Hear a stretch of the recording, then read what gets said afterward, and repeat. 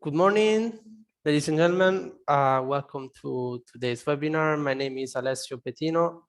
I'm the knowledge coordinator at the EU SME Centre in Beijing.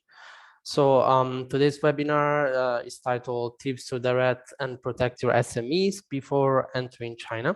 And it's actually the first of a series of webinars that the EU SME Centre is organizing with Spirit Slovenia.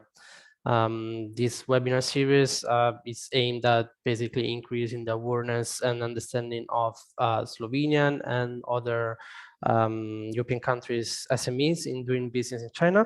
And during this series of webinars, we will cover different aspects. Like today will be a horizontal topic focusing on tips and case studies from practice, but then there will be others like digital marketing, intercultural communication, logistics, and so on. So very welcome to join us today.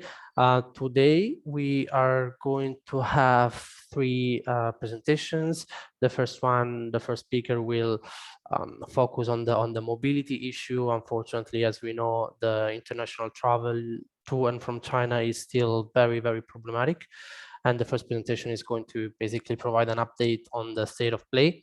Second presentation will be a case study from a Slovenian entrepreneur who has lived for many years in China, and she will share her professional experience and many insights gained while working in China and with China.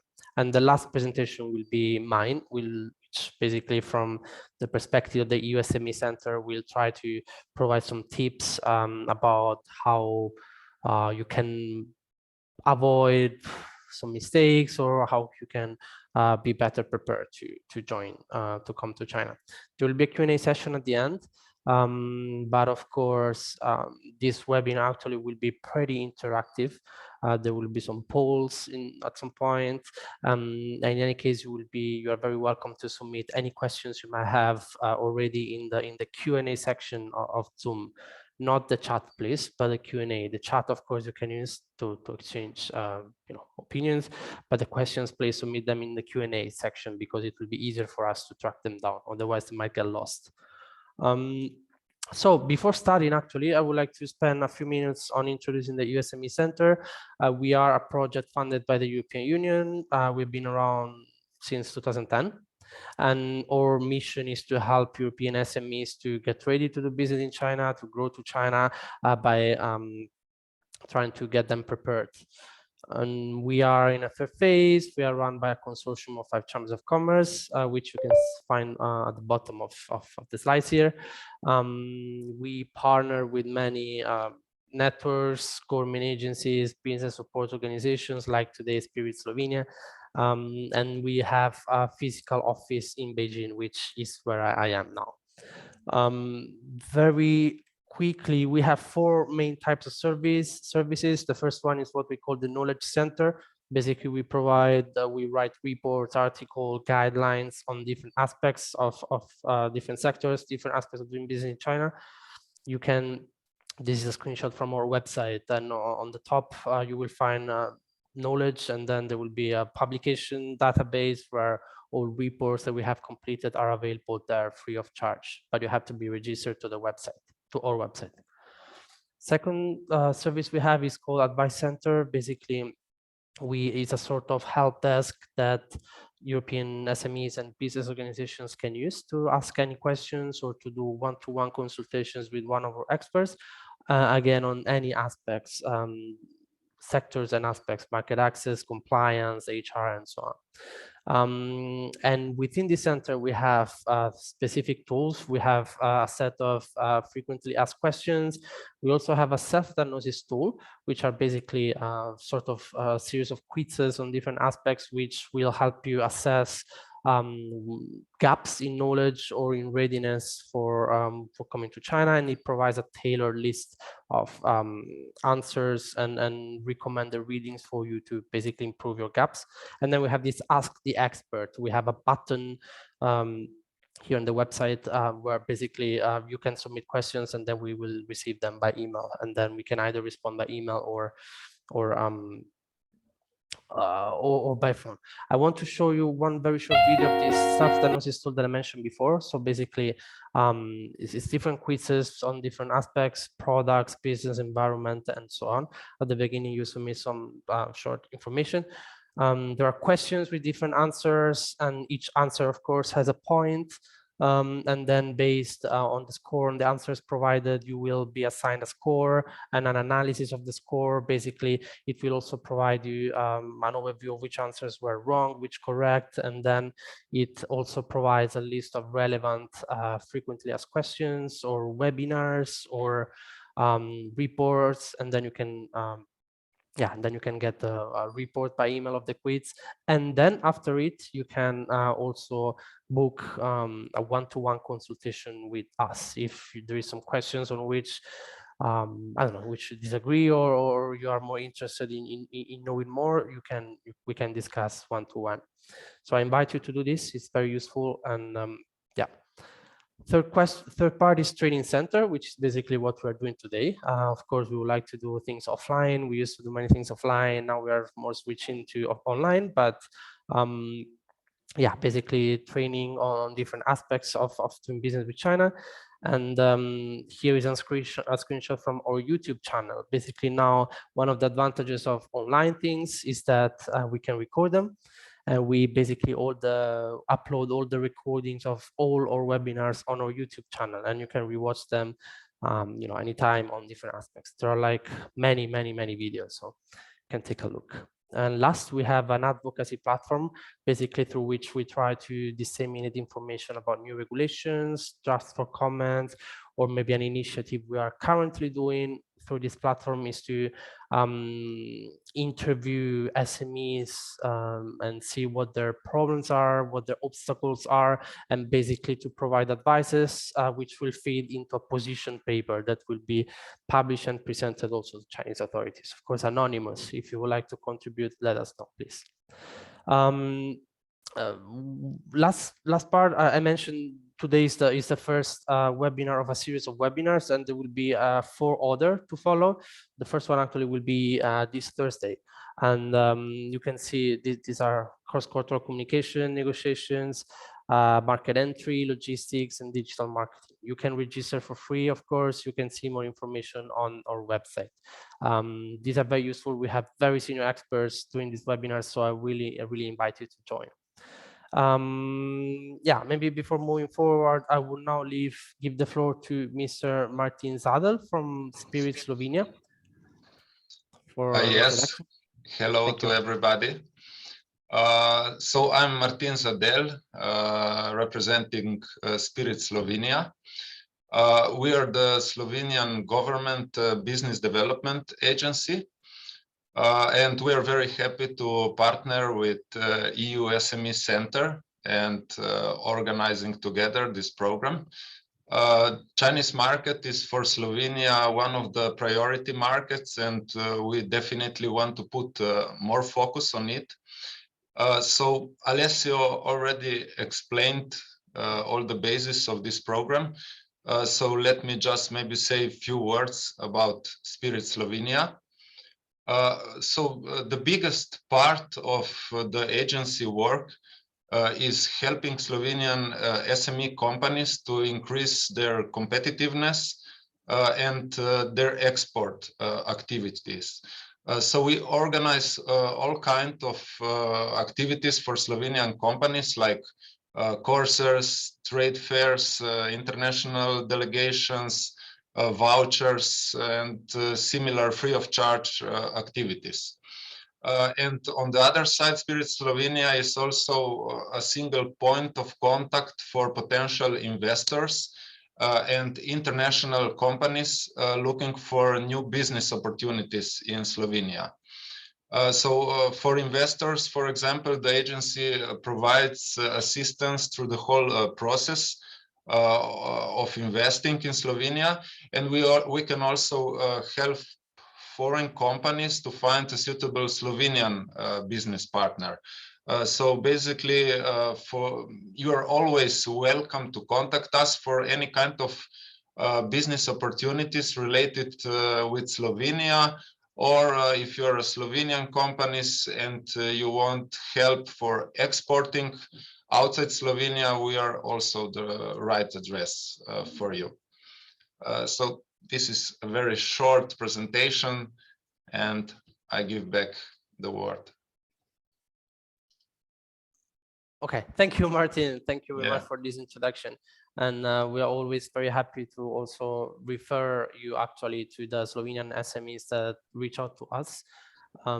So thank you for partnering up with us today for this. So I will now move on to the first presentation. Yes, it's my pleasure to introduce Ms. Rosanna Terminio, who is a consultant based in Shanghai, if I'm not wrong, contributor, lecturer specializing in innovation and strategy for the organization, as well as human resources strategies. Together with two Chinese partners, she's the managing partner of AsecorpChina Business Consulting since more than a decade ago, since 11 years. And this is a firm that provides strategy consulting and operative solutions for European companies operating with and in China. So, Rosanna, without further ado, I'll give the floor to you. Thank you, and I'll stop sharing. Thank you for the introduction, and thank you for Spirit Slovenia and EU Centre to invite me to contribute today. Allow me to share my screen.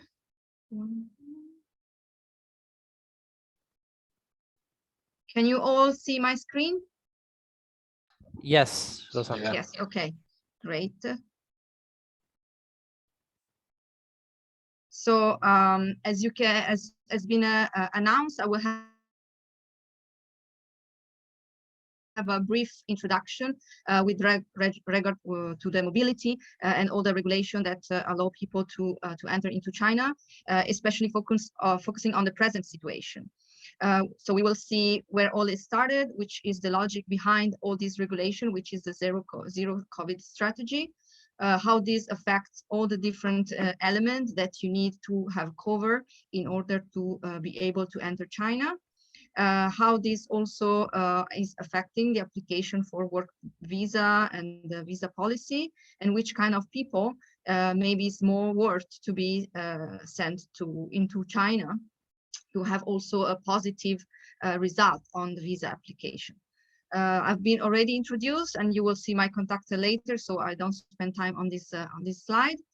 Let's start from the beginning, which is what happened that makes the situation now to enter China not so easy. And as you can see in red, I highlighted the present situation. So generally speaking, at the present moment, is not possible to apply for what is the PU letter, which is the requirement. First requirement if you don't have a visa to enter into China at the moment. It's possible that once the wave of pandemic in Europe gets better, and also the situation after the Chinese New Year here, where people internally have been moving all over China, results with the situation under control, there's been some relax, but this is just guess. So the present situation is actually that it is not possible to enter into China if you do not have already a valid residence permit. So we will see now what is the situation, what was the situation before this moment, which has been temporarily suspended.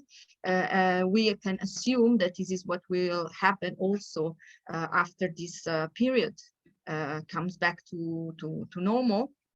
But we don't know. There might be some changes. So please take this into account for the future.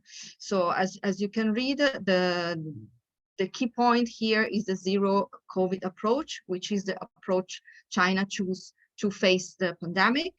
I have been searching the definition of zero COVID approach also in official sources, but I couldn't find it even in the WTO. So the only definition I found is the one you can read from the Irish Times, which I copied here in this slide.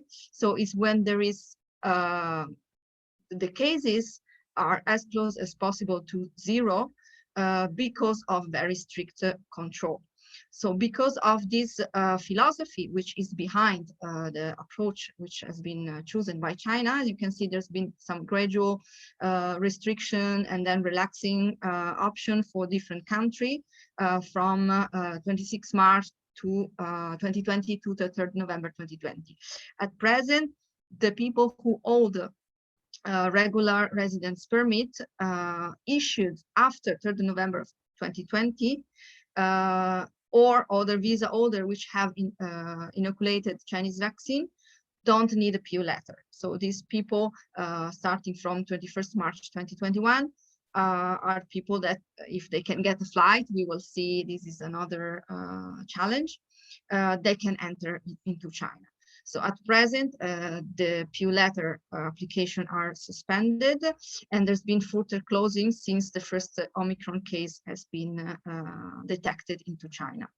What is this PU letter, which we assume will be restarted as a requirement in the next few months? It's an invitation letter. This invitation letter should be requested to the authority of the district where your company is registered, and there are different level of application, of approval, sorry. In order to get this approval, several information related to the person that is coming into China and the company need to be provided based on a practical case experience. Who is more likely to get this approval? Please consider that one of the reasons why the approval is so strict is because the pandemic is still ongoing. So the less people move in and out, the less risk to increase the control because of this zero strategy. So they're not necessarily the fact that you apply does not grant that you get this invitation letter. So who is those requests which can easier get this PU letter in a normal time? Who hold the A-type working permit? We will see later the detail for getting this work permit. If you are involved in a big project or a key related industry, if the amount invested by the company is significantly high, or there is a new investment or tax contribution has been important. If the customer is a very important Chinese company or involved in a very key project, as well as if the supplier or customer is involved in such a project, and if the person to enter China has a very high level technical expertise. As you will see later, these same requirements are those which are at the moment the most in demand foreign talent for China, and which are those which have a higher chance to get approved work visa application. Another request, as has been mentioned, is the vaccine.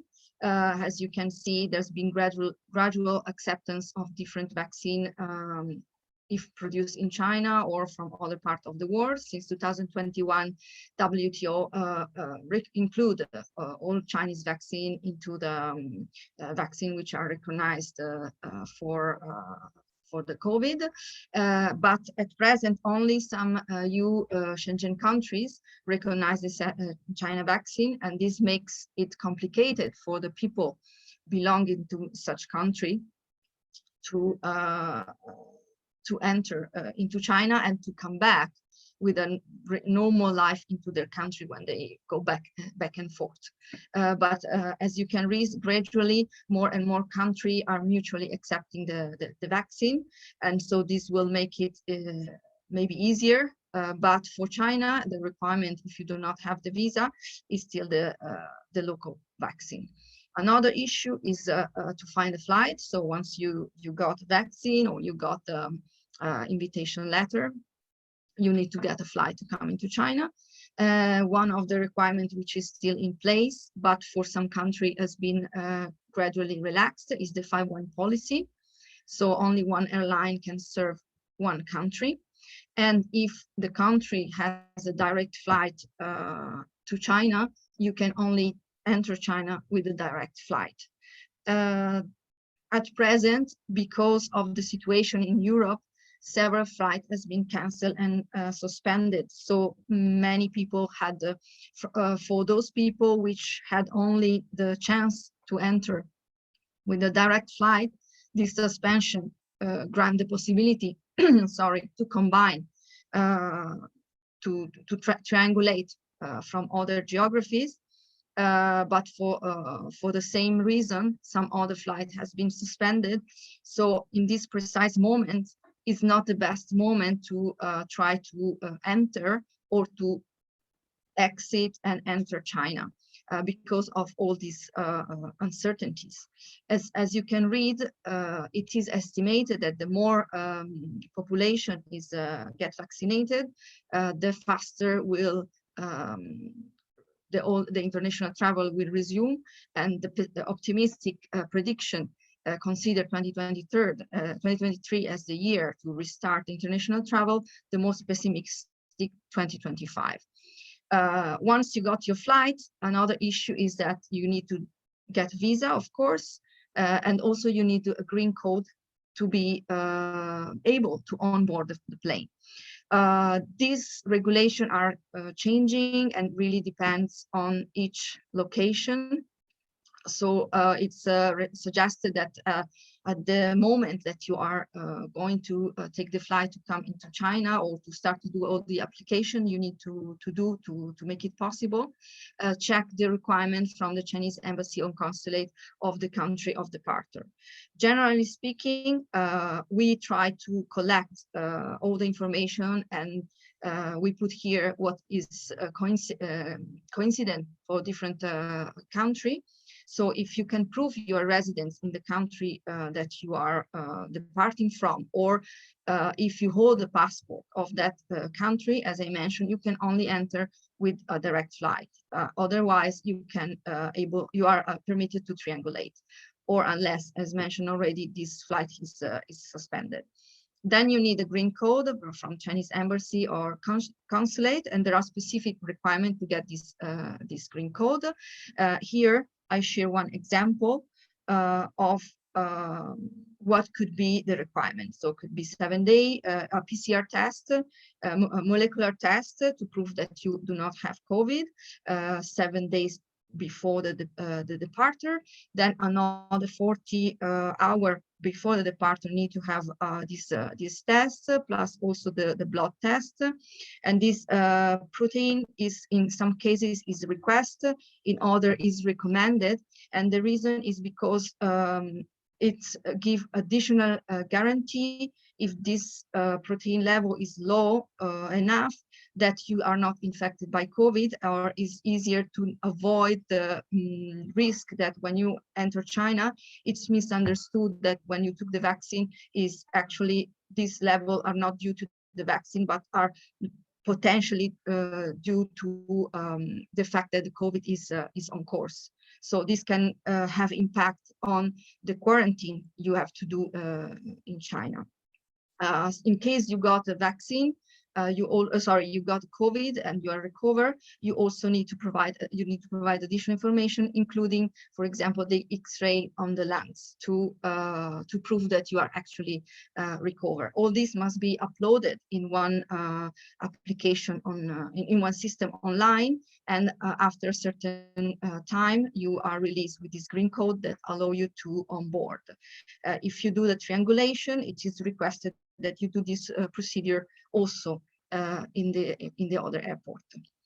Then once you arrive in China, the average request quarantine times is now 21 to 28 days, depending on which is the location where you arrive.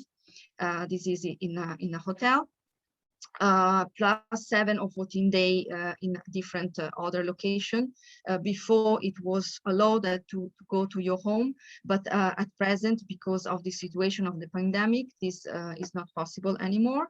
And if you go into another location, then you have additional further quarantine times to do in a hotel, depending on which are the requirement of that location. These numbers are not random.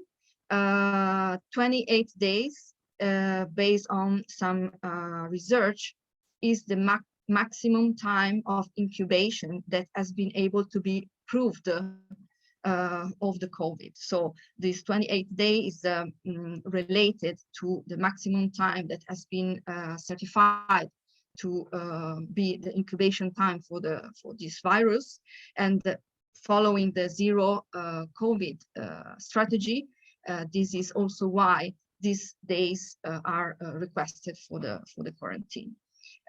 Of course, this is one of the major reasons why people are now not willing to travel if not absolutely necessary. So this also making not so easy for people that are here in China to think to travel back home. In my case, it's almost 2 years I don't come back to Europe because I personally don't want to go through all of that. So some people are considering to change. Also, some companies are reducing the number of people based here in China by repatriating them and changing with local talents, or by assigning new people into China with their family. Some companies are looking at other projects. Singapore is becoming a hot location for the regional headquarters as alternative Hong Kong special administrative region. And as you can see, also Thailand, Malaysia, and Vietnam, and gradually other Asia Pacific countries are reopening, including to tourism. So this is a bit the trend. So this was what was requested until December 2021 to apply for work permit.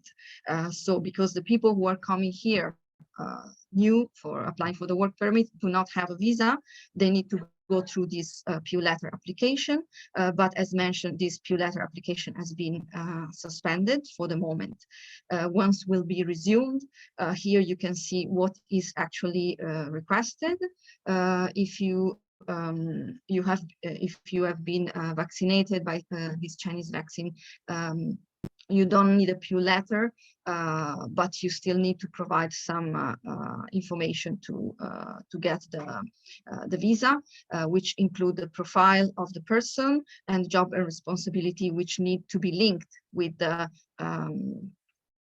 position that the person is going to cover in China, from which country and which city, and also from which embassy or consulate is going to apply for this letter or visa. And of course, this should be a Z visa. Z visa is a temporary visa that allow you to enter China for work purpose. So this Z visa, once enter into China, should be transferred into a work permit and residence permit. Then also need to have a non-criminal record and legalized university degree. This is general requirement. Then you need to double check in case for each specific country of origin of the person you are sending into China, there's some additional requirement. Additionally, as you can see, it was the case for the PU letter application. Also the information related to the company profile, the kind of business, the number of employees in the company, taxes amount paid, and in the previous years and also in the current year are also requested. I put the data of 2020 and 2021 because, as I mentioned here, this was until December 2021. We don't know if once this application is possible to be done again, there will be some changes, but it's likely that this will be pretty much what will be requested. So once you have got this visa to enter into China, you can and you have entered China, you can start applying for the work permit first. Since 2017, there is a new system. So as you can see, there are different categories, and I will quickly show you later which are the criteria to reach such scores. For some specific cases, it is possible to be granted a green card. In that case, the mobility is much easier. And for example, the people holding the green card, when there was the suspension in March of 2020 of all the visa, this didn't affect the foreigner holding green cards. So this, as you can see, is a resume of which are the different category of talents, which are the criteria to apply for which different category of work permit, and some differences between the different category. At present, and as we will see later, A talent, considered a top talent, are those which are considered most necessary for the country and which are in line with the development goal of the country and the key core industries. So if these people that you send into China are related to this A talent, it will be also beneficial for your company compared to other people which are related with the B, for example, talent, and also for what is quota, so people subjected to quota. If you check the European policy, excluding the people which are part of a Schengen, it's actually similar. There are also quota for other talent which are not European, and the core is related with those people which are considered in shortage. Here is an example of the different work permits. Just as a reference, there are different criteria. One of the criteria, in case there is no related knowledge, it's the salary. So here you can see, just as an example, to get class A, which is the salary in Shanghai, and class B, which is the salary, for example, in Shanghai, if you do not meet with other requirements. Related with that, as I just advanced, one of the focus is a high-end talent and urgently needed talent, which include also Chinese returnee, which are related to this industry, which are considered core or relevant for the 40-year plan and for its for reaching the goals of this plan. So innovation and infrastructure, semiconductor, artificial intelligence, high-end equipment, as you can read, energy transition, modernization of agriculture, and tax finance. So if you can send people which are related to these industries, is much likely that your visa application will be successful. Here is an example, for example, for the returnees. Another alternative is some people from your original citizen of your country, which are descendants of Chinese, which are interested in returning to China for work, which belong to these industries. They can also get some special policy, and in some cases also the green card, or some IIT refunds. So this will also be support to reduce the cost for the company. So which is the ideal person to be sent to China? As you can see from this presentation, many things are changing. So many regulation can often change. So one person which is more independent and flexible could be more suitable to be sent as your China man or China woman. Can be also considered a Chinese with a study background, that someone which has Chinese study background, which can receive the training in headquarters, or also someone which is second or third generation Chinese, because of the fact that the mobility won't resume quickly. Also someone which value this opportunity to come into China as a career opportunity and don't mind to be here maybe at least 2 years without moving back and forth often. If should be a Chinese local talent or foreign talent, this really depends on which is your company need and the corporate culture. If your company and the people inside the headquarters are open-minded enough, already able to be exposed to different culture while working, it should be not a problem to have a local talent, which is the head of your company here in China. While if the corporate culture is a bit more local and traditional, it is recommended that you have someone from your own country, or that know well your culture, because will be a bridge to help you understand the differences and the different nuances. Before there was contract as expatriate contract, which would including the house and different other allowances.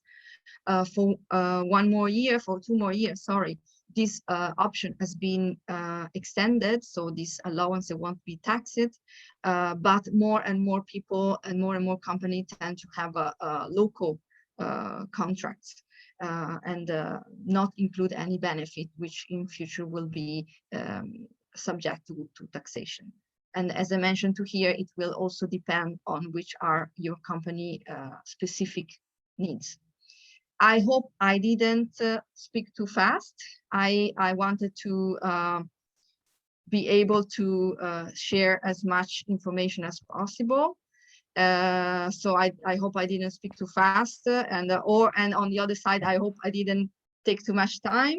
And if you have any question, please let me know. Thank you, Rosanna. By the way, Rosanna has to leave after this. So if there are any questions, we can do a short Q&A now. If there are any questions from the audience, please ask them now. Otherwise, you have to wait a few days, I guess.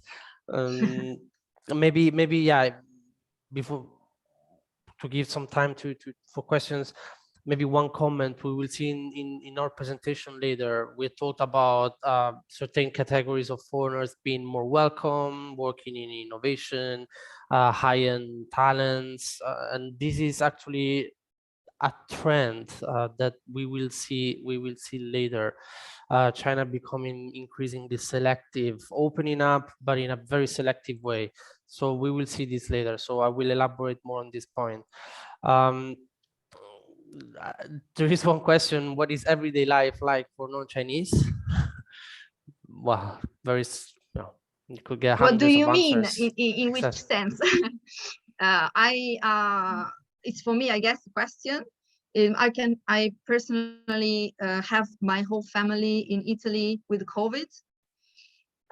They are locked down at home, and I have been experiencing their daily life. So I think that here at the moment, we are generally speaking quite relaxed and able to have a normal life. In terms of adapting yourself to the local culture, it's really depends on the personality. So I'm not clear what is the question about, if is this related with the life under COVID, or if the life for the expat. I think, yeah, maybe if I can add something. Okay, yes, in the COVID context. So I think we've been pretty lucky to be relatively safe in China, not major restrictions. By the way, if I want to come Google me with all the papers, well, there are, of course, not now. As not I said, now. maybe now is a bit. Maybe in a few months will be possible again, but I think now it's I actually personally, we have one colleague who left China to go to Europe for Christmas, and this colleague is still stuck because for the Winter Olympics, basically they just increased the restrictions. There were already many restrictions, now there are even more restrictions. So I think there might be a window after the Olympics, before the second half of the year, when with the important meetings taking place. Anyway, thank you, Rosanna. If we have other questions in the meantime, maybe we can forward them to you later, and then we can respond to these questions. I would now move to the second presentation of today. Let me share my screen. So yeah, it's my pleasure to introduce to you Ms. Jerneja, who is the owner and general manager of Beecool. She helps. She's a consultant that helps you to do business with China. She has lived for 15 years in China. she has witnessed in first person all the opportunities that there are here, and for trade between Europe and China. She's worked in many industries, so she has a lot of insights to share with you. Now maybe just give the floor to you, Jerneja, for better introduction. I'll stop sharing. Yeah. Hi, thank you, Alessio. Good morning or good day to everyone. I'm glad we can share our experiences today with all of you. Like Alessio said, I was working in China for 15 years. I was working on different fields and with different positions. So I got quite a big knowledge about how the work there is, and as well what was the most important, because I was working for a Slovenian company, is that I was the bridge between China and Slovenia. And I think still a lot of time these cultural differences are one of the things that are making problems why you want to do business in China. I will present few cases. Let me share the presentation.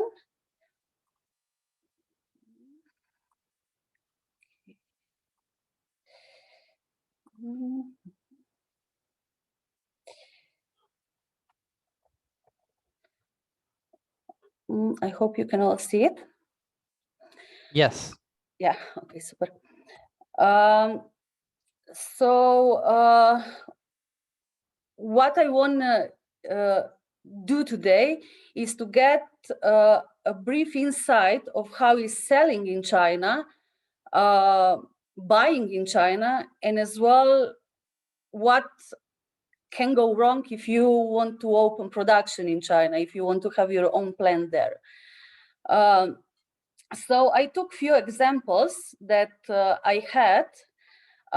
One of the most common question requires that I get now is, I have something, I have wine, I have wood, I have something I'm producing, and I heard Chinese market is a huge market, and I can sell it there for at least few times price that I'm getting back at home. So please do that for me.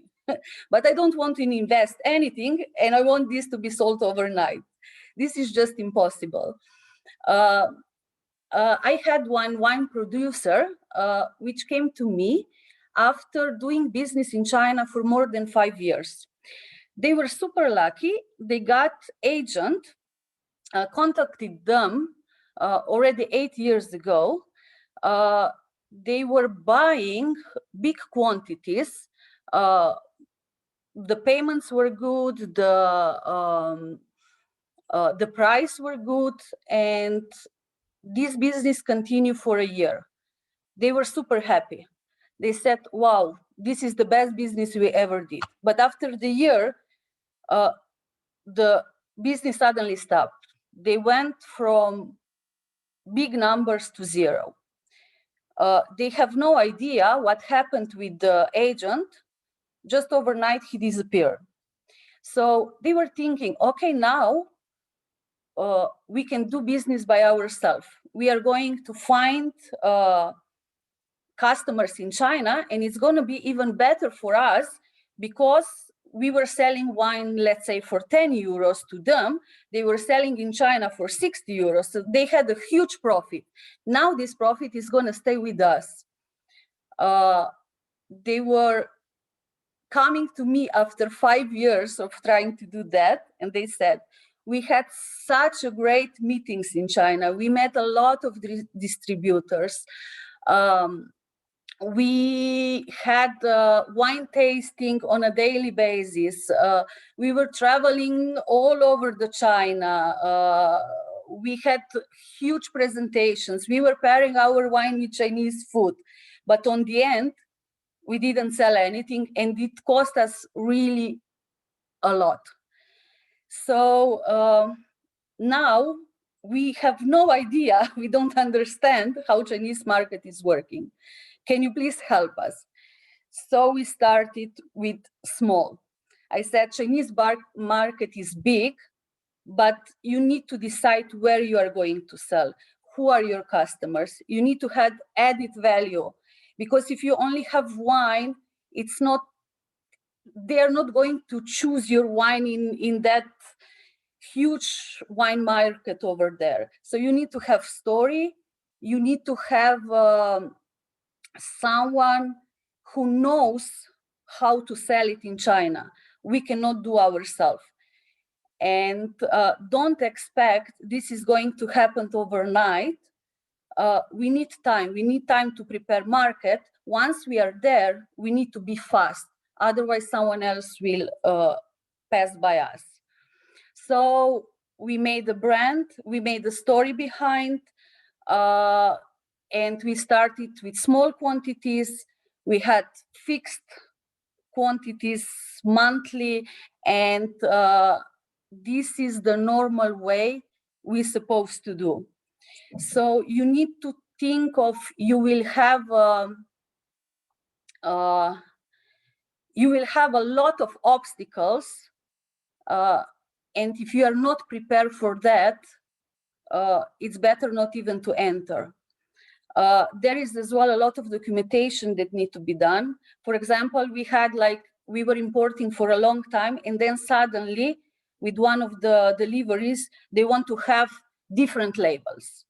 So when I said we need to change the labels, the answer here was like, why? We did like this for 5 years. Why do we need to change now? We don't want to change. We are going to send like this. No, you need to do it. Otherwise, you cannot, you will have problems at the custom there. You will have a lot of costs. So really be prepared in advance. The other case we had with our buyer in China was why we had production in China. So we had deliveries for many years without problems. After, let's say after 5 years of delivery, our customer decided they are going to do a change on a product. So as well, our material needed to be adjusted. We said, no problem, we can do this. But then a problem appeared because in their warehouse, they had still quite a big stock of old products. So we said, okay, we're gonna solve that later. We cannot take them back because they are custom made for you. They said, okay, no problem. We are going to find a solution. Maybe we can use it somewhere else. So we said, okay, let's continue with the business we have.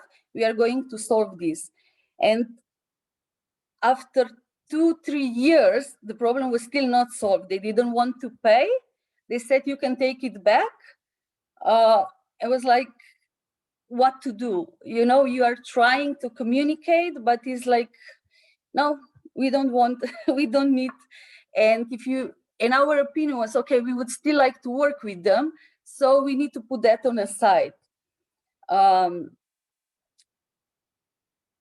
When it came to the decision, now we need to solve, we need to close this deal.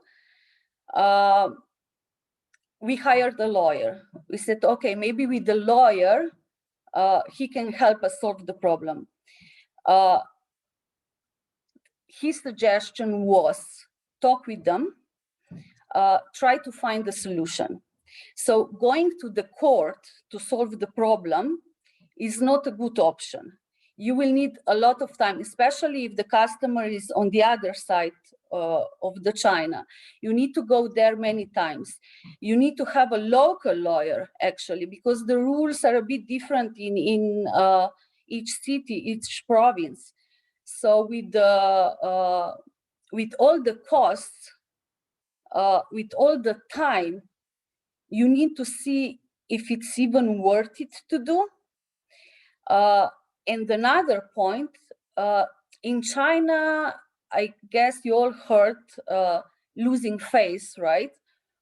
No one wants to lose face. So negotiation is somehow expected. Even if you go buy something on the street, you should negotiate for the price. Same is here. So the solution, the only good solution was to negotiate with them. So try to get as much as you can out of it. And on this way, you can solve a lot of problems. Because the court, the lawsuit is really, I think, the last way to solving any problems, and it will take a lot of money, a lot of time, and on the end, maybe the result is not what you want it to be.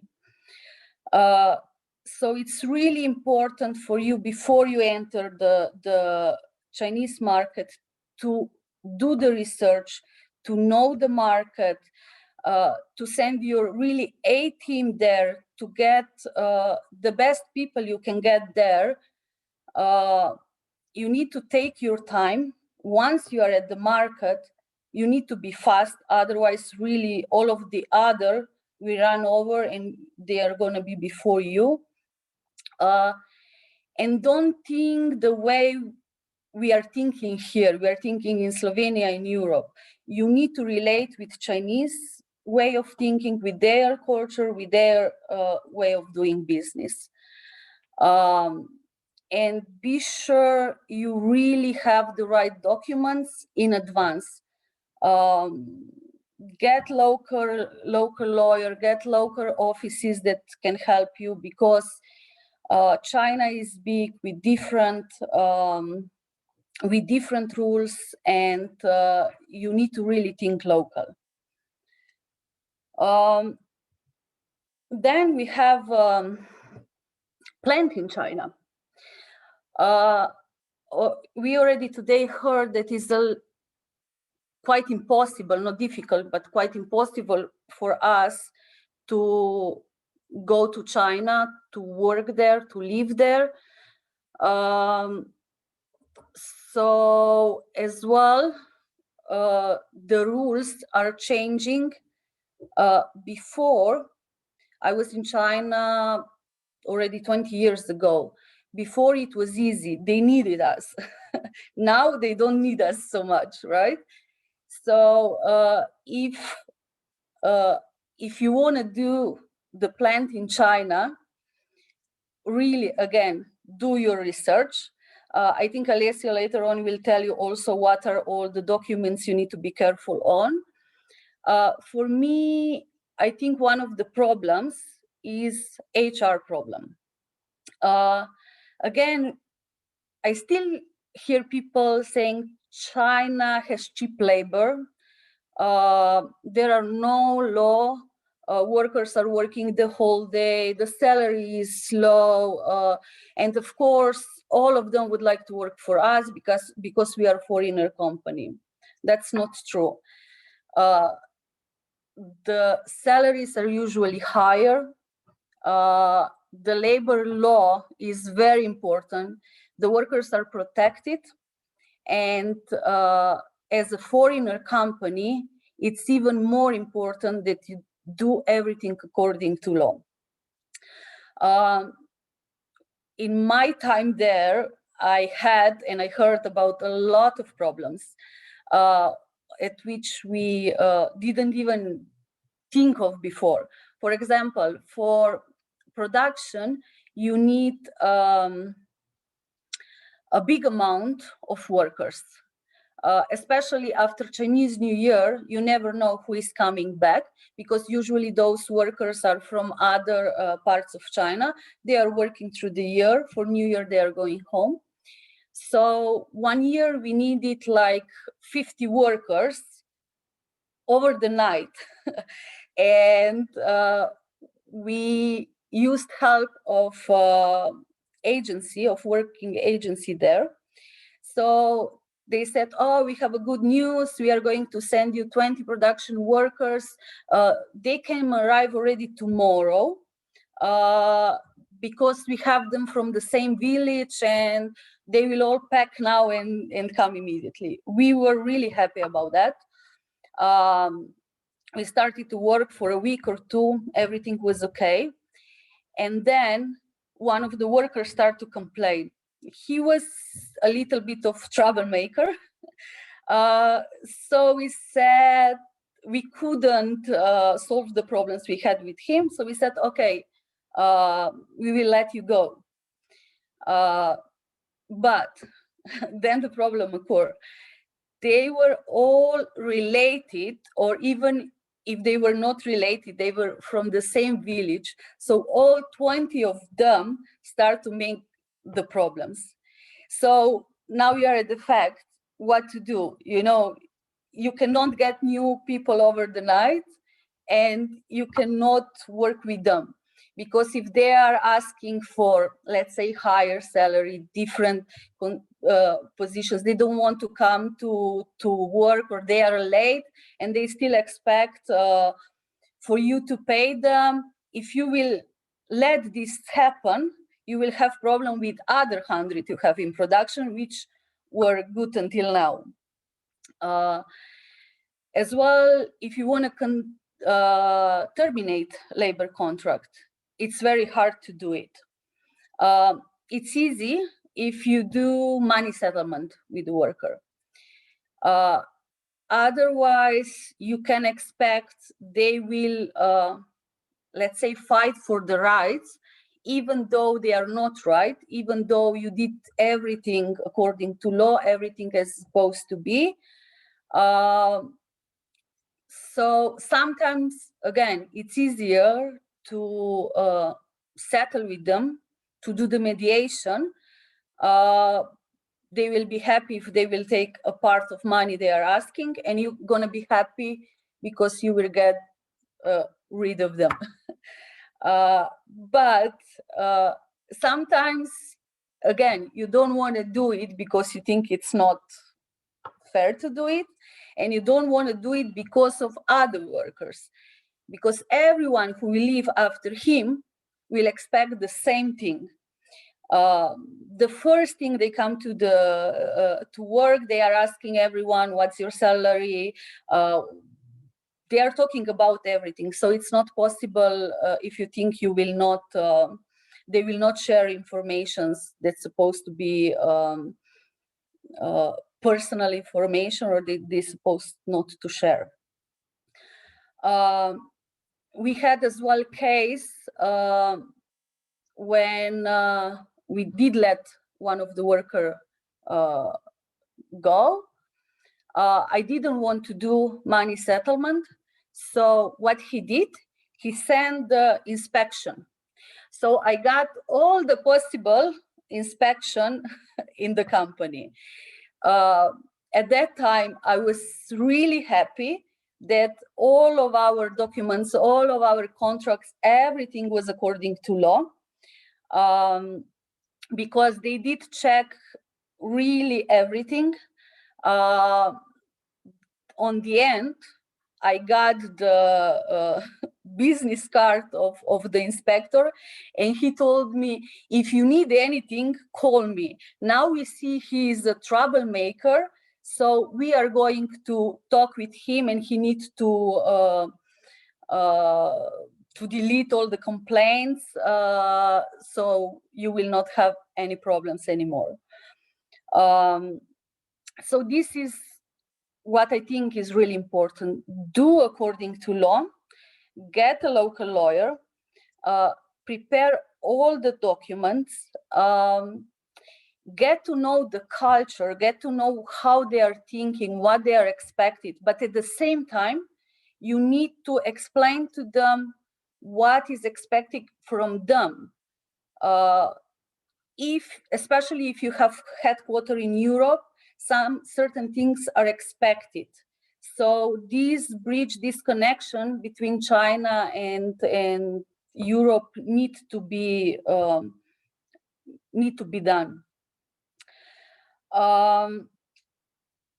then the last, because we don't have much time. Yeah, maybe in fact, Yeah. sorry to interrupt. Maybe as you know, I will elaborate also on this later. So maybe I would invite you to please be slightly. Okay, just one last minute in purchase. I know, Alessio, you will speak as well a lot of cases with purchase.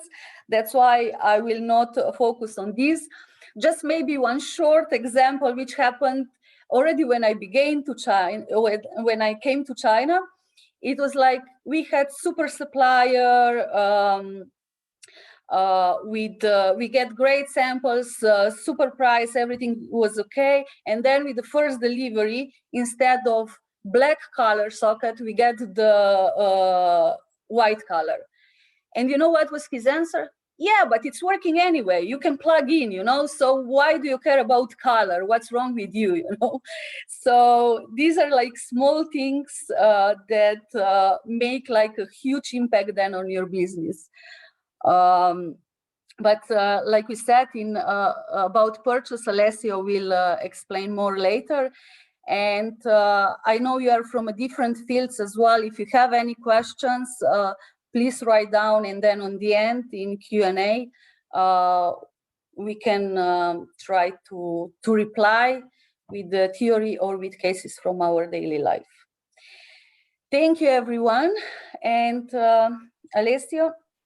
Thank you, Jerneja, for the very interesting presentation. I like the fact of the Chinese labor, how you dealt with them, all the people coming from the same village. I think that happens a lot, and I think it's very useful to have, you know, to know your experience.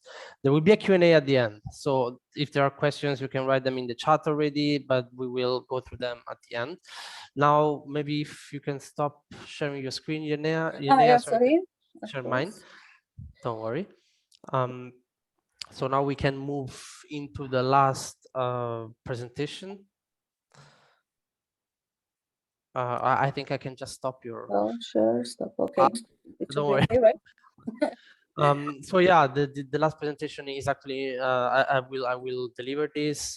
Maybe very short introduction about me. I've been living in China for 11 years in Beijing.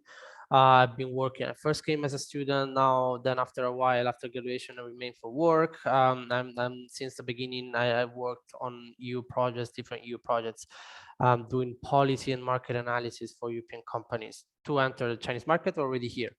As I mentioned at the beginning, I'm the knowledge coordinator now of the EU SME Centre, where I coordinate all the reports, technical assistance, and training activities that we do for SMEs.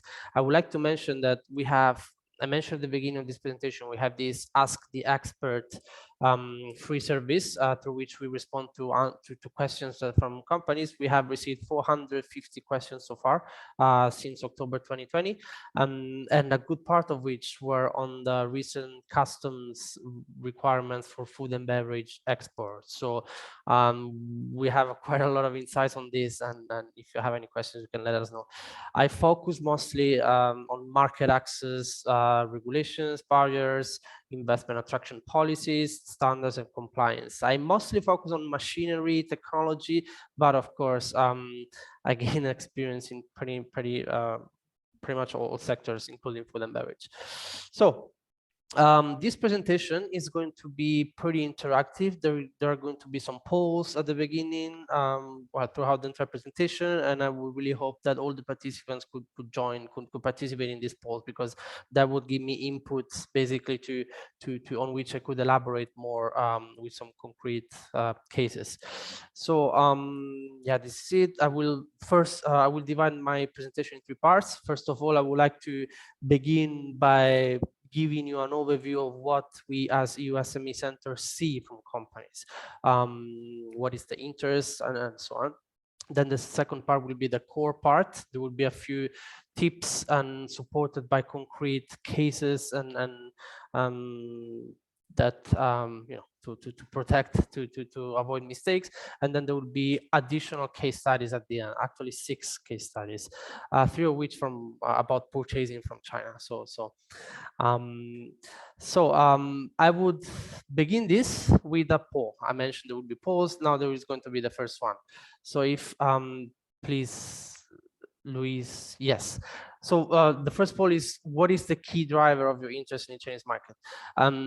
We are going to see, I'm going to explain later why, but this is basically companies, European companies reach out to us for different reasons. They're interested in China for different reasons, because the size of the market is big, there are a lot of people, China is opening up, there are many restrictions being lifted in many sectors, some still perceive that China is cheap, there are a lot of opportunities from internet and digital. You can basically sell online without even being physically present in China, or other reasons. And of course, you're very welcome to write in the comments.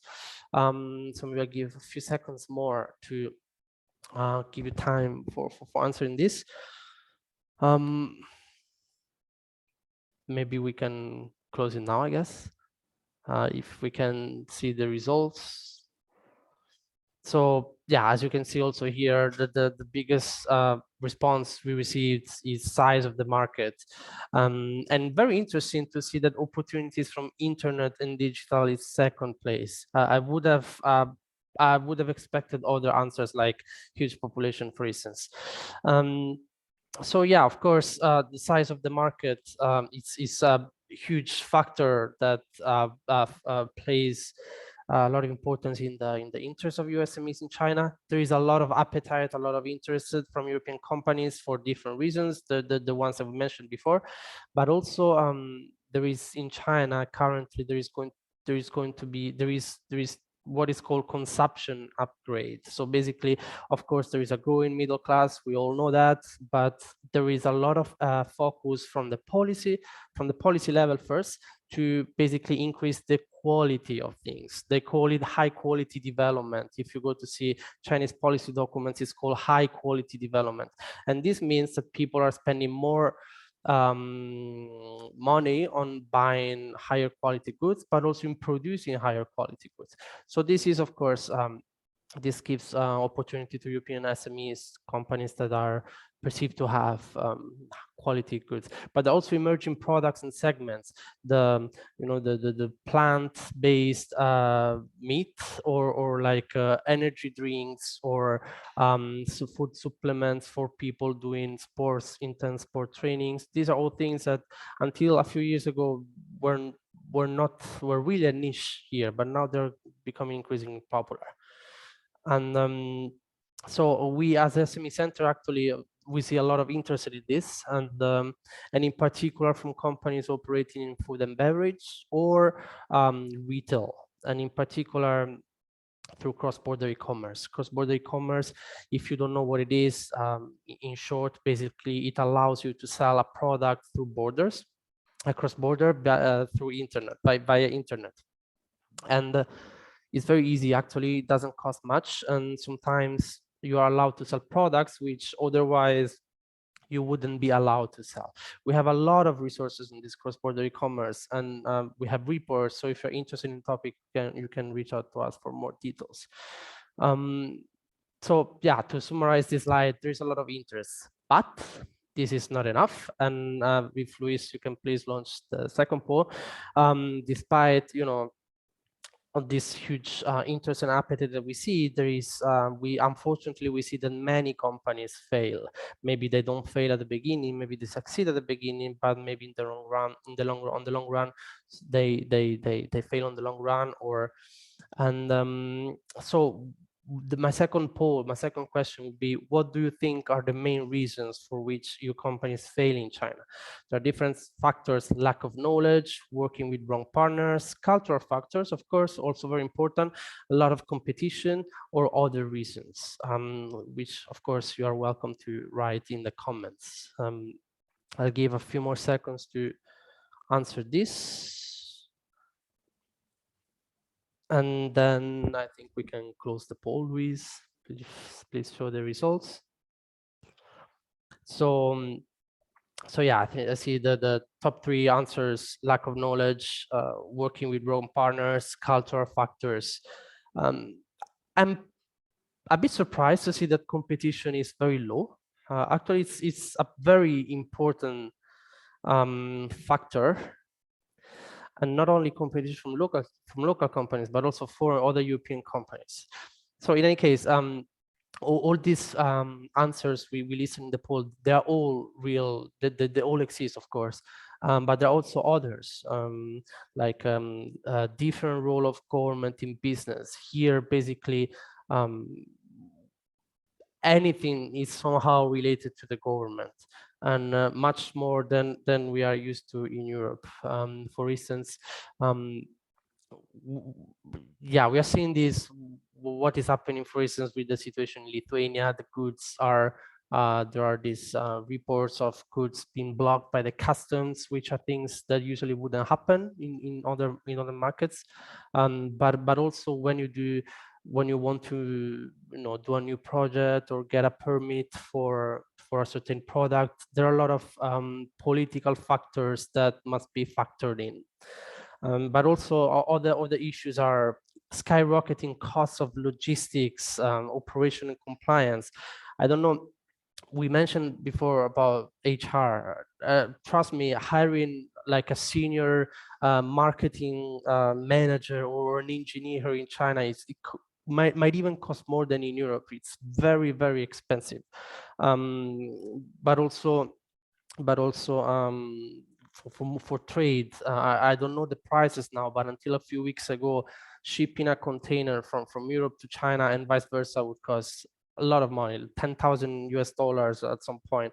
Compliance, there are a lot of, the legal system is improving a lot, which is of course a very good thing, but at the same time, there are a lot of costs involved that you need to incur in order to be compliant. And we see LinkedIn, for instance, quit China. The official reason is for high compliance costs. Of course, we don't know if that's the real reason or not, but certainly it's a very important reason. But also all the other elements we mentioned before, working with the wrong partners.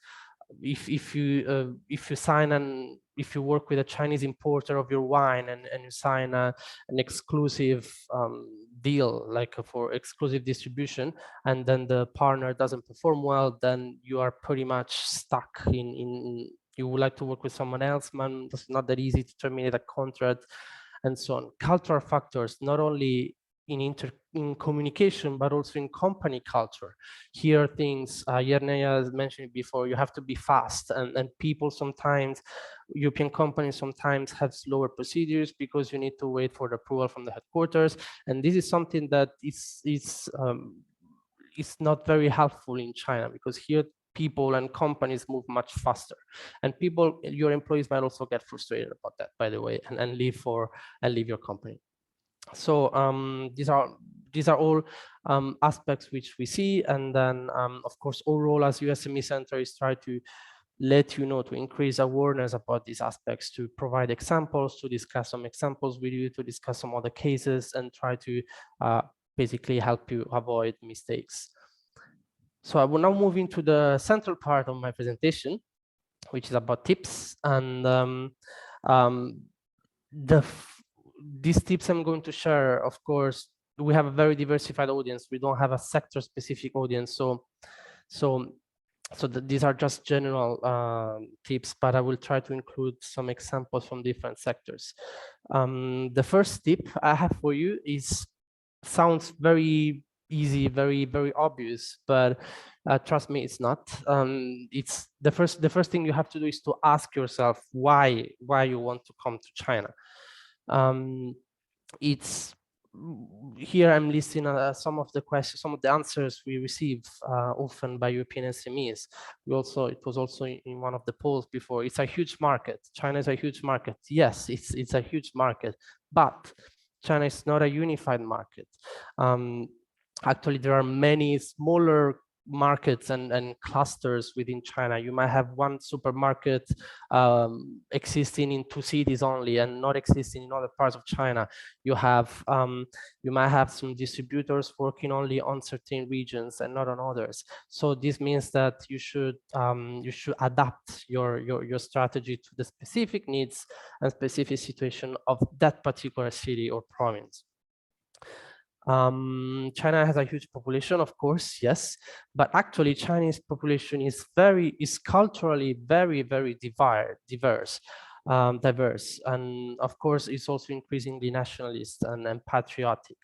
So this means that you actually need to spend, to invest something on localization, but also customization, personalization. We are seeing a lot of Uniqlo t-shirts that consumers can choose what image to have on Uniqlo t-shirts, or Calvin Klein, for instance, that you can choose some patterns to have on your underwear or wallets, and these are all things which are very appreciated in China, especially among the young generations. Another answer we receive frequently is, we are interested in China. We know that there is a lot of competition, but China is so big that even if I get 0.000% to 0.1% of the pie, I'm happy. I'm going to make a lot of money. Yes, this is true, but actually it's not as easy as it sounds. In fact, if you're new to China, you are a latecomer, and many segments are already very mature. Actually, many segments in China, the players with the biggest market shares are those who entered the market first. So it's very hard for new companies, especially those without a strong brand, to enter China. This means you have to spend a lot on marketing and branding. China, another answer is that it's perceived that China is still cheap. No, I very much disagree with this. China is very expensive. Salaries, I mentioned salaries, but also logistics, renting an office. The office we used to rent with my previous company, a private company, small office for 25 people, 30 people, cost 10,000 euro per month. Which is not cheap, and for not a big office, but also the cost of life, everything is very, very expensive. Of course, if you're talking about big cities, if you live in remote areas, then of course it's different. But and the last point I have is that China is opening up. Yes, China is opening up, but it is doing so it is very, very selective in doing so. If you analyze all the sectors where China is opening up, are sectors that China really needs investment, or sectors in which it doesn't need foreign investment anymore, because the domestic companies are so strong that they're perfectly able to compete with foreign companies. So another thing is that there is a lot of buzz, a lot of enthusiasm about this Hainan free trade zone that has been established in these years. But actually, this Hainan is something that it doesn't help foreigners. I mean, it does help foreigners, but it's something that is intended to support the development of China, to increase the consumption in China, not for foreign firms. Of course, foreign firms will benefit from it, but not that much as domestic companies do. So the question is, are you needed? If you are not that much needed, you will find a lot of barriers in any aspects of your business, from applying for a PU letter for a visa to getting administrative permissions to build a plant or to operate. That's going to be much harder. So to conclude this slide is that China offers a lot of opportunities. I'm not saying that it doesn't. Actually, there are many, many, many opportunities, but it's not easy, and it's not the only place in the world with such opportunities. I mean, there are also other markets that another tip that I have is that you must be very committed. Also, this sounds very obvious, but actually, we see many people failing because they try to come to China just to try it or like as a side project, but it's not this that almost never works. So after you have answered the why question, you have to think about all the what, when, where, who, and especially the how. There are many different ways and structures to enter China. You can have a 100% foreign company. You can have a joint venture. Sometimes you can just open a company in Hong Kong and operate from there. Sometimes you don't even need a company. Sometimes you can just sell online and then maybe make some visits to China occasionally, of course, when COVID was not here. But there are very different ways to enter China, and there is no better one, there is no best way. It all depends on many on circumstances. You might not be able to sell your products to China. For instance, for many food products, talking about dairy or meat, beef, pork, lamb, or other products, you will be allowed to sell these products only if there is an agreement, a protocol between your government and the government of China. So sometimes, you just, even if you are really into it, you might just not be able to do it. You might need to make significant adjustments to comply with Chinese standards. I have to say that there was also a question about standards before in the chat. I have to say that most Chinese standards are pretty much more or less aligned with international standards, but there are some exceptions. In some sectors, especially electronics, ICT, or chemicals, there are actually many differences between Chinese national standards and international ones. And so you might need to make some revisions, but also food, actually, some nutritious values, the limits of nutritious values might differ for some products. But other adjustments that you will need to do are packaging. You cannot expect your packaging to be, the packaging of your product in Europe to be the same in China. You will need to change it. Another thing, very important thing, is that, and we see this very, very often, for some products, you might need to wait several months, even 2 years, to obtain a permit, a certification allowing you to sell that product. For instance, medical devices, of course, it's a pretty sensitive area, but you might need to wait.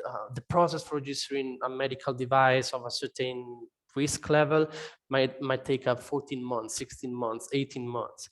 We're seeing now, for instance, with the vaccine from BioNTech, it still hasn't been approved. Of course, there are also other political factors in, but still 2 years after, more than 1.5 years after, it's still not approved. But also cosmetics. If you have a special cosmetic or a cosmetic with a new ingredient, it takes 18 months to register it. Or if you have a general cosmetics, it takes 6 months. So it's not that immediate. You have to identify, verify, and work with local partners. Of course, you just cannot do anything alone. You need someone who speaks the language, who is on the ground, who knows Chinese culture, who know how to communicate a product, and that's without question. Yeah, I mentioned you should have dedicated personnel on the ground. Even if, of course, now it's difficult to travel to China, you can still try to find ways to cooperate with someone on the ground, even with a service agreement, not like an official labor, let's say, relationship, but you must have such presence on the ground. Finance, people, this is not always the case, but sometimes we have seen people, especially in the retail, in the food and beverage sector, expecting to make huge amount of money in very short time. They expect that to generate millions of revenue from as soon as they open a store on Tmall or on Chinese e-commerce platforms. It's not going to be like that. You will probably see your first profits. Well, of course, it depends, but after a while, after a very long time, I would say. So, to conclude, China is not a side project. It's not something that you do on the side. It's not something you do like this to try. You have to be 100% ready and committed. If not, my suggestion is don't even try to come here, because you are going to waste money, I think. So I will have another short quiz for you. If you can, Luis, if you can launch it, please. We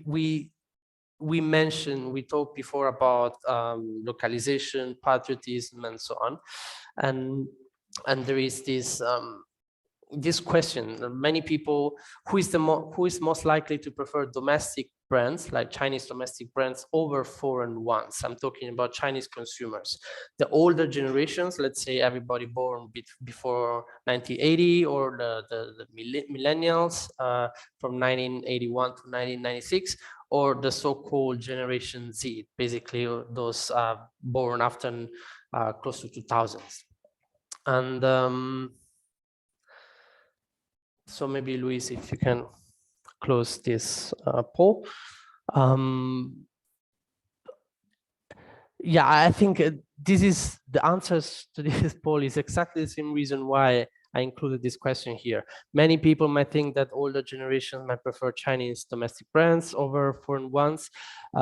It's true in some cases, but actually we are seeing that the young Chinese people, the young Chinese consumers, the millennia are those that are increasingly preferring Chinese elements.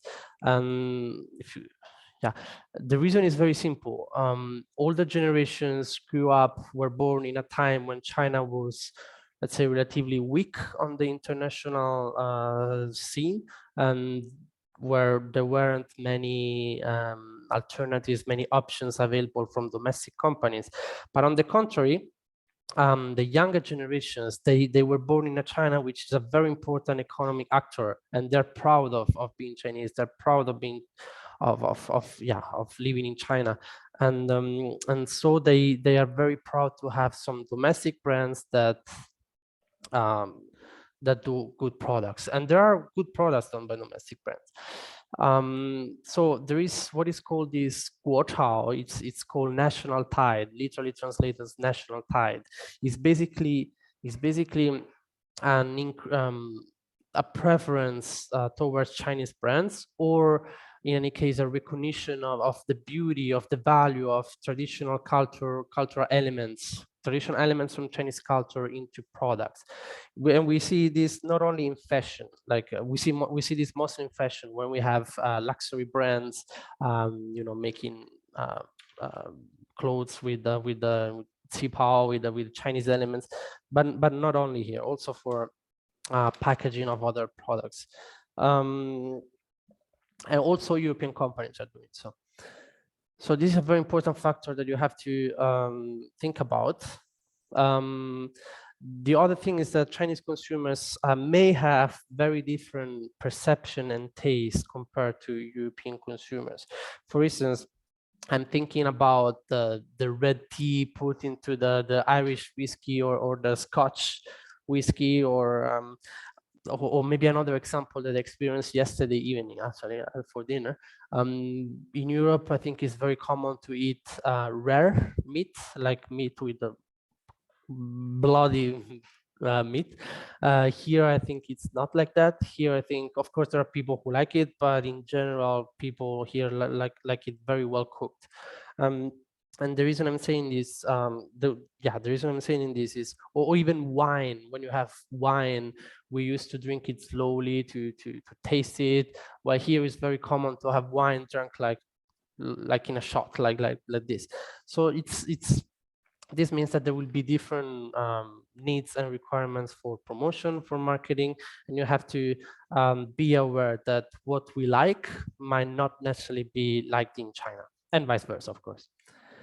Similarly, many things that we take for granted in Europe, in China, are not necessarily known. For instance, I'm talking about, I always like to make the example of, for instance, the Parmigiano Reggiano, which is a European GI product. We all know the difference between a Parmigiano Reggiano and a Parmesan made in Australia or in the US. We all know that they're very different. But Chinese people, most of the Chinese people, I think the average Chinese people, they don't know at all, and they don't even see the difference. They don't understand the difference between a balsamic vinegar and a common, you know, vinegar. So don't take this for granted. And this means that you have to spend some money and time to basically communicate this product. The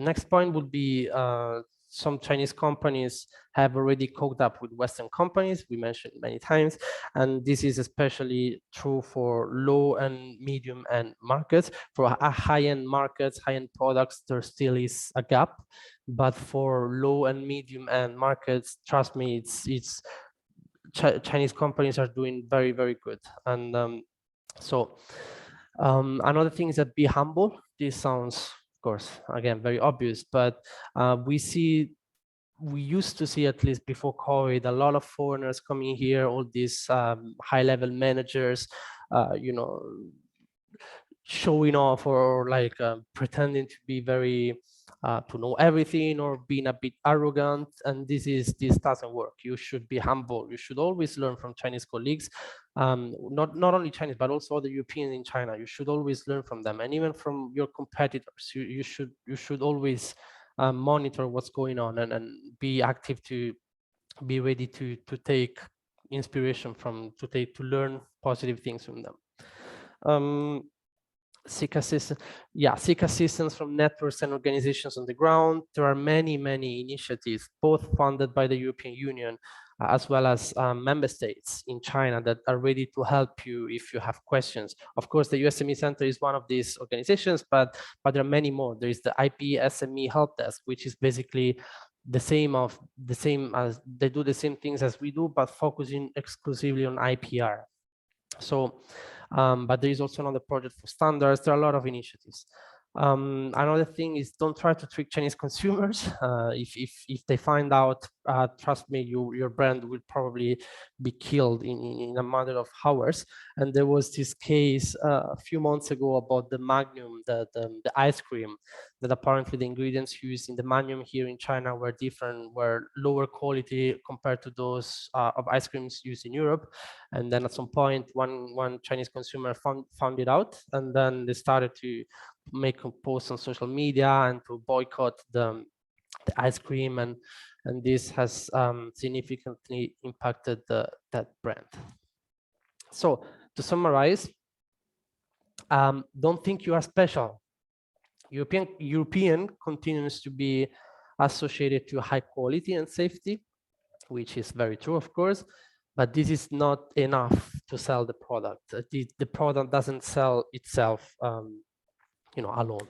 These are not enough anymore alone. So you have to do something more, to invest more, to think more strategically.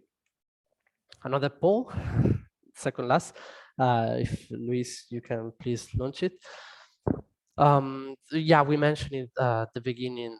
In which Chinese cities should you sell your products? First-tier cities like Beijing, Shanghai, Shenzhen, or second-tier cities, or which many of them are now called new first-tier cities, but I think there still is a certain gap between Beijing, Shanghai, but like cities like Chengdu, Xi'an, Hangzhou, and so on, or lower-tier ones, or all of them.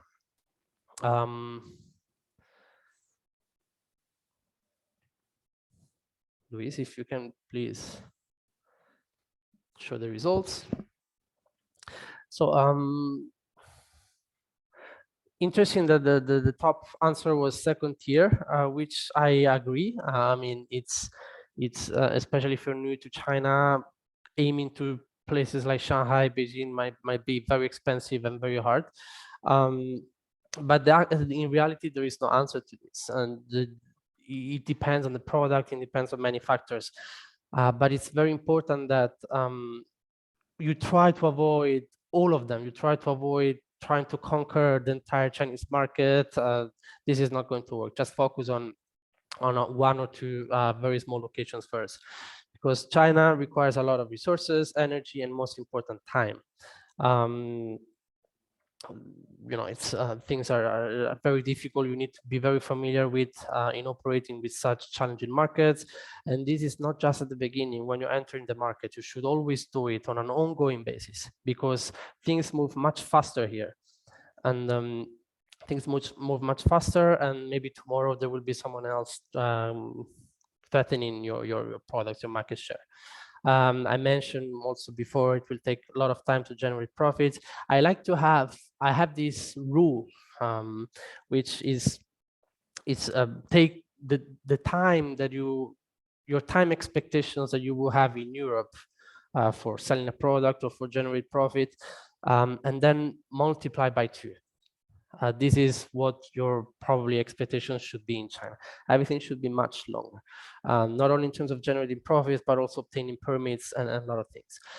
It's very common to make mistakes and to fail. It's absolutely normal. Don't let this kill your plans. Again, focus initially on 1 or 2 specific cities and on one approach. This means that don't try to go all in. Maybe try to start maybe first through e-commerce, and then focusing working with one specific partner or in a specific city, and then maybe if you see it works, then maybe you can try to at the same time go offline, sell your products in physical stores, or go to a neighboring city and so on. So a gradual thing. I'm hearing some background noise. Yeah, so touching the stone, like crossing the river by touching the stone. This is a very famous phrase that still applies pretty much everywhere in China. So identify the right time to launch a product. Many people would think that in China there are many shopping festivals, and maybe those shopping festivals would be the right occasion to launch a product. Not necessarily, because if you don't have any visits or monthly sales statistics in your e-commerce store, then it's very difficult that you will have influx of visitors to your store. You will need to build up that before the shopping festival. Or for instance, if there is a pretty important sector fair, like an industry fair in your sector with a lot of government presence, and you have a new product to launch, then maybe you might consider launching it during the industry fair, because you will have a lot of visibility more. But of course, the key is to be patient, resilient, and gradually learning from the market and experience getting connections and experience the system. This is my last point. I think I have to go a bit faster. At the SME Center, basically, we receive emails very, very frequently. I would dare to say even once a week, of European SMEs being scammed by Chinese companies, especially when they buy from China.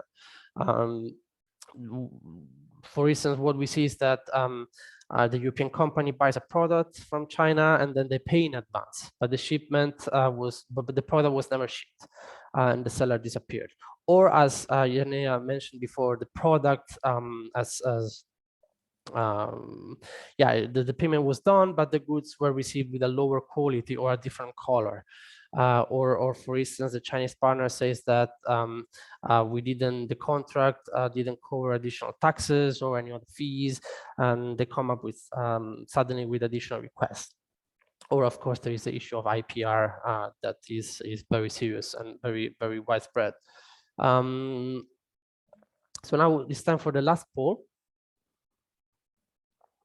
Yeah, actually, scams can be easy. Well, can be avoided at least. There could be some red flags that could hint to a potential scam, and there are very simple actions that you can do. For instance, you can visit. Which one do you think these actions could be? Visiting the company website, making a Google search on the company, or ask a copy of the company's business license, verify that the company, the stamps, the chops used by the company have legal value, avoid paying in advance, hiring service providers to inspect the goods before they leave China, contact us, or all of them. What do you think could be useful actions that you can do to avoid potential scams? Giving some more time to this because this is a very long poll.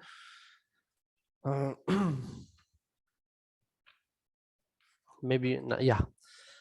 Okay, I'm glad to see that all of them is the top answer. Yes, all the actions listed here are all things that you should do.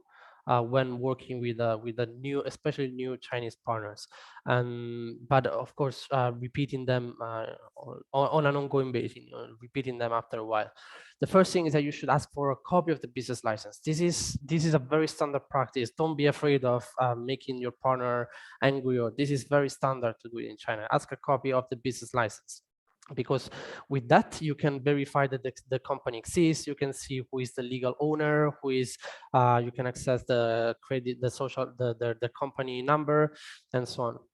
Another very important thing that we see in all the scams that we receive from European SMEs, there is one commonality, is that the stamp used by the Chinese partner is not the legal stamp used in China. Stamps in China are have all the same shape, form, size, and color. They're all red. There is a red star in the middle, the name of the company, like in a circle shape.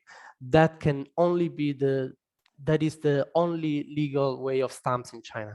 And if you see the scams, the email that we have received from scams, you will see that the stamps used by the Chinese partners were blue color or rectangular shape, or in English, they might say, I'm using the stamp in English because it helps the foreign partner to understand. No, that has no legal value. And if they use it, it's probably, it's an important red flag. Avoid to pay in advance. We will see this in a few case studies we have in the next slides. If you pay in advance, it's very hard that you can do anything if you will be scammed. And there are other payment methods which are safer, like letters of credit. Of course, will be more expensive, but are definitely safe.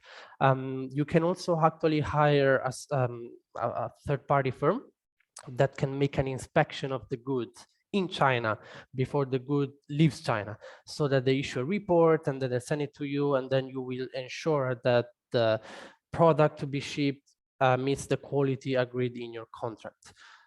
Because once the goods leave China and arrive in Europe, it's very difficult to do something to return the goods or to receive the payment back. You can, but maybe it will take forever, and it will be very costly. We actually at the EU SME Centre can also help you do some background checks on Chinese companies. So we have our subscriptions to some databases. We can verify the legal names of companies and so on. So I would go to the last part. We still have 5 minutes. I have to go a bit faster, so we have time for questions. This is an example of an email that we received from a Slovenian company, actually, operating in electric vehicles. So I'm reading now the email. Some time ago, we ordered electric vehicles from a Chinese company. We also made an advance payment. From our own research, as well as our partners' research in China, it turned out to be a business scam. A report was filed with the Slovenian police. This company actually sent to us all the contracts, all the reports from the police and everything. Then they say that the Chinese company is still operating and has changed its name several times. So it turns out we are not the only examples of business fraud by this entity. I would like to initiate proceedings with the Chinese authorities regarding possible prosecution in order to refund our advance payment. So once you pay, even scammers are very expert in scamming people, and they have many ways to make it almost impossible to be tracked down. So they change name and do things. So if you pay in advance, you have to keep in mind that if you pay in advance, in case you are scammed, it's very difficult for you to do anything. You have to, the other thing is the Slovenian police. If you file reports with the Slovenian police, if you go to a court in Slovenia, that's useless because the Chinese courts will not enforce it, will not recognize it. You will have to do the same on the Chinese side. You have to hire a law firm to basically and go to Chinese court. And it takes a lot of money and time. Second case, also very similar. Company providing solutions in industrial electronics.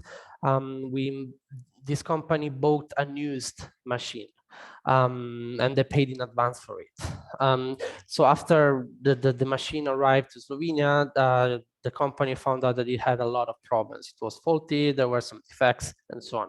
They hired some inspectors and they realized that the company, the machine that they bought was not the one that they had agreed to buy, but it was just the Chinese seller had just replaced the outer layer of the company, but then the machine was an older one.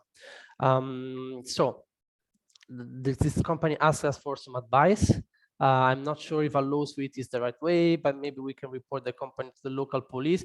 It's useless. You have to, the only way you have is to hire a Chinese law firm and go to the Chinese police and the Chinese court. And that costs a lot of money and will take a lot of time. So don't pay in advance. This is another case, which is in Slovenian, but according to Google Translate, is a bit different. It's not about buying from China, but it's about selling to China. So this company sells snow guns to a Chinese company. And apparently they have worked with this company for many years. And at some point on their last order, the Chinese company suddenly found some problems, some defects with the machines, and is refusing to pay for the product. And so this company is asking us what to do. Well, what you can do, there are things that you can do. Of course, the most drastic one is to go to court. But then we also have a specific webinar for this. But in any case, you can maybe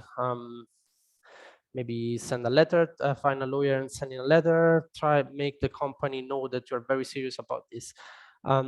So issues don't occur only when you buy, of course, from China, but also when you sell. And there are all sorts of things that could happen. Another case, and maybe this I'm going to skip. Well, this was about some preference, some buy Chinese preference, some in public procurement, the agency favoring local domestically produced products over imported ones. This is a trend. This is what is happening now. Only high-end products, innovative products are very welcome in China. All the others are not that welcome, unfortunately. Yeah, there are other examples. We have, for instance, you can see this question from our self-diagnosis tool, which is has very basic but also targeted questions. This is a question that we see many wrong answers. When exporting a product to China, can you use the same HS code that you use when exporting to other countries? And we see that most people say yes, but actually not necessarily, because the HS code, there are only the first 6 numbers are the same everywhere in the world. But then from the 7th number, they might change in China, and usually they change.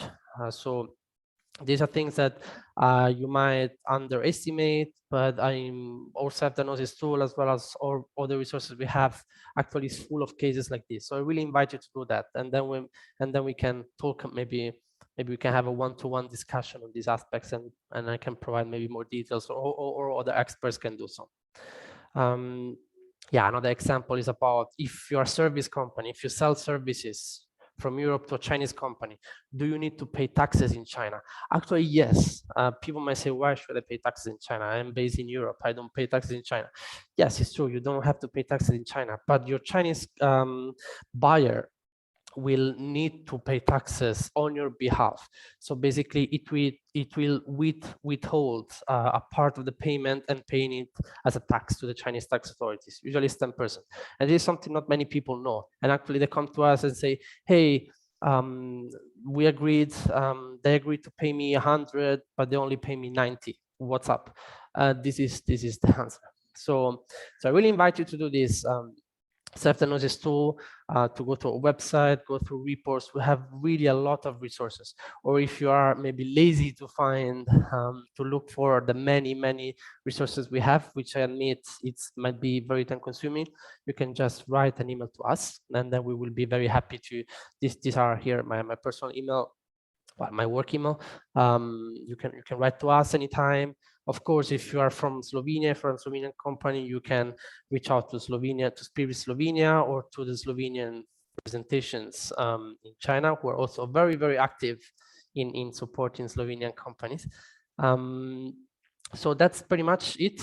I was a bit fast because unfortunately time was not that much, but yeah, we see some questions in the Q&A, but maybe before going to the questions, I would ask Jerneja, since you have a lot of experience in China, if you can, if you have any comments, if you can relate to any of these aspects, if what are your thoughts, if you have experienced any of those. Jerneja. Yeah, thank you. Of course, I can relate with everything you told us just now. I think I should point out again, the best you can do is to do the research before, is to solve the problem immediately. Like Alessio as well said, don't pay in advance, check the supplier. You know, it's gonna cost you less if you will hire someone to do the quality check in China before the goods are going out. Then later on, if you want to get your money back once you paid, it's almost impossible.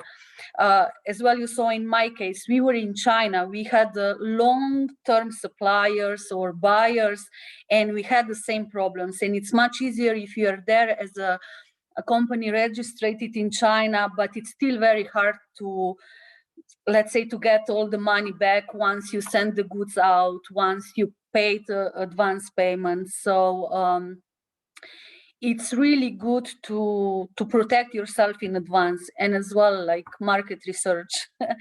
Do it, don't just jump into China, like we said many times. It's huge market. You can do your business really good there, but you need to know what you want. You need to know what's going to happen in advance, not just jump. I don't know, I think we have 10 more minutes if you have some questions, because you are from different fields, and we did talk more like in basic, right? So if anyone have specific question, Alessio. There is, I'm going through the comments in the chat, and I see one, what is the normal practice in China regarding issuing different certificates? For example, certificate of origin, is it normal that the supplier is charging for such a papers? I don't understand this question, because certificate of origin usually is issued by your authorities in your home country, not in China. And of course, it's something that you will need to submit, you know, in order to register your product to the Chinese customs and so on. So maybe if you can elaborate a little bit more. Another comment I'm seeing here, finding new suppliers. Is there any updated and a live database for suppliers from different segments, technologies, where to search and check for potential suppliers? Unfortunately, I cannot really answer this question, because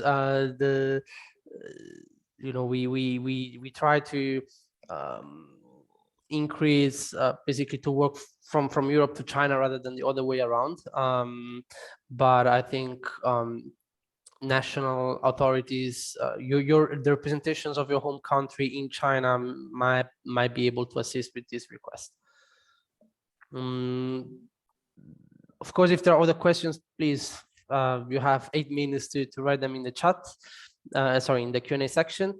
I'm seeing another question in the Q&A. Rosanna pointed to energy transition and renewables as important policy areas for the Chinese government. How can we establish who in China is active in this area from an environmental protection perspective, and especially the quality standards that underpin these technologies? Okay, this is a very detailed question, and usually the body in charge for environmental protection is the I'm not sure if the name is still that, but it used to be called Ministry of Environmental Protection. Maybe now it's called Ministry of Ecology or something like that. But I can, if you're interested, I can send you the specific name. But actually, the standardization, the standard development process, it's very actually. Usually there would be research institutes or state-owned enterprises or very important big private firms working in this process. It's mostly led by industry associations, industrial alliances, and specifically by research institutes. So, but I have to say that in many other sectors, of course, including environmental protection, you have a lot of overlaps and a lot of fragmentation. Actually, there are a lot of actors involved, not only at the same level, but also between different levels. You have lots of overlaps and fragmentations at the national level. Then you have the same at the provincial level. Then you have the same at the municipal level. It's not another thing that I see very frequently from Europe is that Europeans tend to think to picture the Chinese administration as a very top-down and very well-organized structure. It's very top-down, but it's not that well-organized. It's very fragmented. There are lots of overlaps, and sometimes these departments they don't even communicate with each other. So yeah, if you have, we have actually sector experts in environmental protection. I'm not. I focus on other sectors. If you're interested, we can have we can arrange a call with one of these experts. But let us know by email, please. So I hope this provides a answer. There is another comment in the chat. How is we transferring data about Chinese customers to Europe? Is it allowed? Since last year, well, actually since a few years already, but in particular last year, China has issued a lot of laws and regulations and implementation rules about data protection and data security. And the short answer to this question is yes. Is it allowed? But it's not easy. First of all, such data must be stored in China. You must have a server and a legal entity that is responsible for this data. The other thing is that if you want to transfer such data, which might involve personal information or sensitive, important data about businesses or other aspects, you might need to receive an approval from the Cybersecurity Administration before you are able to transfer this data. If you transfer the data without approval, you will be fined. There will be some penalties. You will lose some credit and so on. But in cases not too sensitive, it's not that difficult to transfer. Well, it's difficult, but it's not impossible to transfer data. It's actually, you might need to send a template of the contract, and I think it's called the standard clauses of the GDPR for writing contracts in line with the GDPR. There are some standard clauses. They are very valid in China. Because Chinese data framework is really takes a lot from GDPR. So if you follow GDPR in writing contracts, then you should be fine in China. But keep in mind just that you might need to ask some permissions first to knock some doors and go through a process which is very opaque, but it's not impossible. Okay. Other questions? I don't know, maybe if Martin or Sonia from Spirit Slovenia, if you have any questions or any comments or something that you think it's particularly important for Slovenian companies that maybe we could elaborate a little bit more in the next webinars.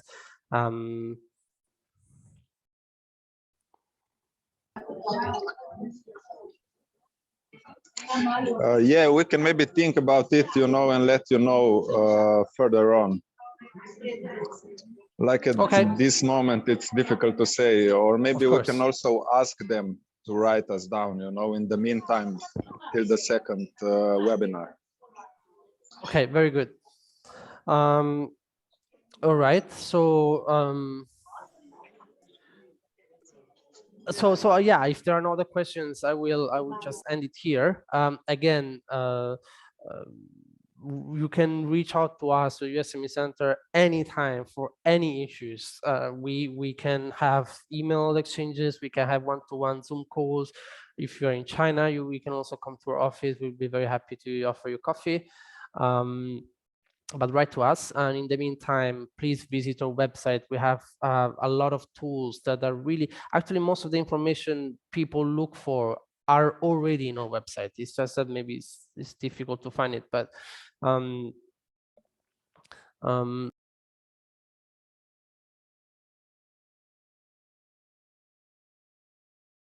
so yeah, visit the website and come to us. Of course, if from Slovenian company, also go to Spirit Slovenia. They have an excellent team of experts with internationalization issues or your legal issues. They will be ready to help you. Again, also Slovenian representations in China, they're very active and very good. So yeah, keep this in mind. And then we are going to send a short feedback email yeah, after this webinar, where we will share the slides. We will share also the recording of this webinar on our YouTube channel, and so you can watch it.